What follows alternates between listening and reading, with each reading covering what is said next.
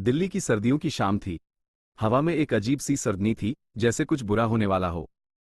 Inspector Vikram Singh अपने office में बैठा सामने बिखरे हुए कागजातों पर नजर दौड़ा रहा था। एक हफ्ते पहले हुए एक हाई प्रोफाइल मर्डर केस ने उसे परेशान कर रखा था। शहर के जाने माने उद्योगपति मोंटी नाम के मालिक अशोक मेहरा को उनके बंगले में मृत पाया गया था। कोई सुराग नहीं, कोई चश्मदीद नहीं, बस एक खूनी रहस्य जो दिल्ली पुलिस के लिए सिरदर्द बन गया था। तभी टेलीफोन की घंटी बजी।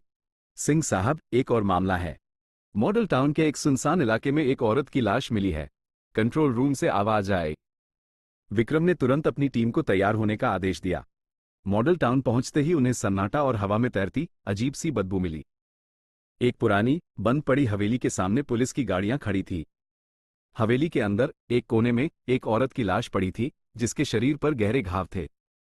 उसके चेहरे पर दहशत के निशान थे, जैसे उसने अपनी आखिरी सांस तक संघर्ष किया हो। लगता है ये कोई आम कत्ल नहीं है, सब इंस्पेक्टर वर्मा ने कहा। विक्रम ने लाश को ध्यान से देखा।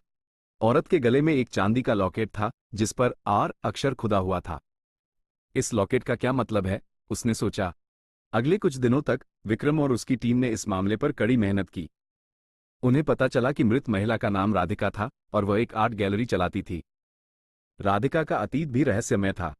वो कुछ साल पहले ही दिल्ली आई थी और उसके बारे में ज्यादा लोग नहीं जानते थे। तफ्तीश के दौरान विक्रम को एक और चौंकाने वाली जानकारी मिली। राधिका का एक पुराना प्रेमी था, जिसका नाम रवि था। रवि एक लेखक था, जिसने कुछ साल पहले एक सस्पेंस थ्रिलर नॉवेल लिखा था, जिसमें एक आर्ट गैलरी की मालकिन का कत्ल होता है। द गर्ल इन रूम 105 में चेतन भगत ने भी एक हत्या के मामले को जटिल जाल में फंसाया था। विक्रम को रवि पर शक हुआ। उसने रवि को पूछताछ के लिए बुलाया। रवि ने राधिका की मौत पर गहरा दुख जताया और बताया कि उनका रिश्ता कुछ साल पहले खत्म हो गया था। मेरा नॉवेल महज एक कहानी है, इंस्पेक्टर। इसका असली कत्ल से कोई लेना देना नहीं, रवि ने कहा। लेकिन विक्रम को उसकी बात पर यकीन नहीं हुआ। रवि के चेहरे पर एक अजीब सी बेचैनी थी, जो उसके शब्दों से मेल नहीं खा रही थी। विक्रम ने रवि के भूतकाल की पड़ताल की। उसे पता चला कि रवि का बचपन काफी दर्दनाक रहा था। उसके माता पिता का कत्ल हो गया था और रवि को एक अनाथालय में पाला गया था। इस घटना के बाद रवि अकेला और अंतर्मुखी हो गया था। विक्रम को रवि के अनाथालय के पुराने रिकॉर्ड्स में एक और हैरान कर देने वाली जानकारी मिली। अनाथालय में एक लड़की भी थी, जिसका नाम रीना था। रीना और रवि अच्छे दोस्त थे, लेकिन कुछ समय बाद रीना अचानक गायब हो गई थी। अनाथालय के लोगों को भी नहीं पता था कि वह कहाँ गई। विक्रम को यह सब एक अजीब पहेली लग रही थी। राधिका का लॉकेट, रवि का नॉवेल, रीना का गायब होना, इन सब में क्या संबंध था? विक्रम ने राधिका के अतीत की और गहराई से जांच की। उसे पता चला कि राधिका का असली नाम रीना था। वह वही लड़की थी जो रवि के साथ अनाथालय में थी। उसने अपना नाम बदलकर राधिका रख लिया था और अपनी पहचान छिपाकर दिल्ली आई थी। अब विक्रम को यह सब समझ में आने लगा था। राधिका यानी रीना अपने अतीत से भाग रही थी। लेकिन क्यों, और उसका कत्ल किसने किया? विक्रम को यह भी पता चला कि राधिका ने अपनी आर्ट गैलरी में कुछ ऐसे पेंटिंग्स बेचे थे जो काफी कीमती थे, लेकिन जिनकी कोई आधिकारिक जानकारी नहीं थी। ऐसा लग रहा था कि राधिका किसी काले धंधे में फंसी थी। विक्रम ने राधिका की आर्ट गैलरी के रिकॉर्ड खंगाले और उसे कुछ ऐसे नाम मिले जो ब्लैक मार्केट से जुड़े हुए थे। इनमें से एक नाम था काला साया। ये नाम दिल्ली के अंडरवर्ल्ड में खौफ का पर्याय था। विक्रम को शक हुआ कि राधिका काला साया के साथ किसी बड़े घोटाले में शामिल थी और उसकी हत्या इसी वजह से हुई थी। लेकिन काला साया कौन था और उसका असली चेहरा क्या था? विक्रम और उसकी टीम ने काला साया की तलाश शुरू की। उन्हें पता चला कि काला साया के नेटवर्क में कई प्रभावशाली लोग शामिल थे और वो काफी शातिर और क्रूर अपराधी था। एक रात विक्रम को एक गुमनाम फोन आया। आपको रवि पर शक है ना? आवाज में एक अजीब सी चेतावनी थी। वह मासूम नहीं है जैसा वह दिखता है। विक्रम को यह फोन कॉल परेशान कर गया।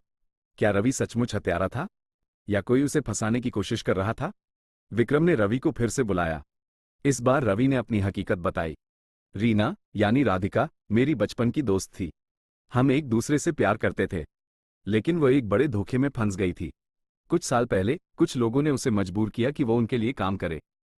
वो लोग ब्लैक मार्केट में चोरी की कलाकृतियां बेचते थे और राधिका उनका मोहरा थी। मैंने उसे बचाने की बहुत कोशिश की, लेकिन वह मेरी बात नहीं मानी। जब उसने उन लोगों से नाता तोड़ने की कोशिश की तो उन्होंने उसे कत्ल कर दिया। और काला साया? विक्रम ने पूछा। वही उन सबका सरगना है, रवि ने कहा। वह एक ऐसा व्यक्ति है जो कभी सामने नहीं आता, लेकिन हर बड़े अपराध के पीछे उसी का हाथ होता है। विक्रम को अब काला साया को पकड़ने की धुन सवार थी। उसने अपनी टीम के साथ मिलकर काला साया के नेटवर्क को खंगाला। उन्हें पता चला कि काला साया एक पुराने महल में रहता है, जो शहर से दूर एक सुनसान इलाके में था। लेकिन उस महल तक पहुंचना आसान नहीं था। काला साया ने वहां सुरक्षा का ऐसा जाल बिछा रखा था कि वहां तक पहुंचना मौत को दावत देने जैसा था। विक्रम ने एक जोखिम भरी योजना बनाई। उसने कुछ भरोसेमंद पुलिसकर्मियों के साथ मिलकर उस महल पर छापा मारने का फैसला किया। रात के अंधेरे में विक्रम और उसकी टीम महल की ओर बढ़ रही थी। हवा में एक अजीब सा तनाव था। उन्हें पता था कि वे एक खतरनाक दुश्मन से भिड़ने जा रहे हैं।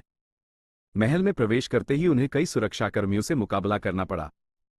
गोलीबारी हुई और कई पुलिसकर्मी घायल हुए, लेकिन विक्रम और उसकी टीम ने हार नहीं मानी। उन्होंने लड़ते हुए महल के अंदर प्रवेश किया। अंदर उन्हें काला साया मिला। वह एक बूढ़ा लेकिन शातिर और क्रूर व्यक्ति था। उसने विक्रम और उसकी टीम पर हमला किया, लेकिन विक्रम ने हिम्मत नहीं हारी। उसने काला साया से कड़ी टक्कर ली और आखिरकार उसे पकड़ लिया। काला साया को पकड़ने के बाद विक्रम ने उससे पूछताछ की। काला साया ने अपना असली नाम बताया, आनंद वर्मा। वह एक पूर्व पुलिस अधिकारी था जो भ्रष्टाचार में लिप्त था। उसने अपने पद का फायदा उठाकर एक बड़ा आपराधिक नेटवर्क बनाया था। आनंद वर्मा ने स्वीकार किया कि उसने राधिका को कत्ल करवाया था, क्योंकि वह उसके काले धंधे का खुलासा करने वाली थी। उसने ये भी बताया कि उसने रवि के माता पिता का भी कत्ल करवाया था, क्योंकि वे भी उसके अपराधों के बारे में जानते थे। विक्रम को यह सब सुनकर धक्का लगा। उसे विश्वास नहीं हो रहा था कि एक पुलिस अधिकारी इतना क्रूर और भ्रष्ट हो सकता है।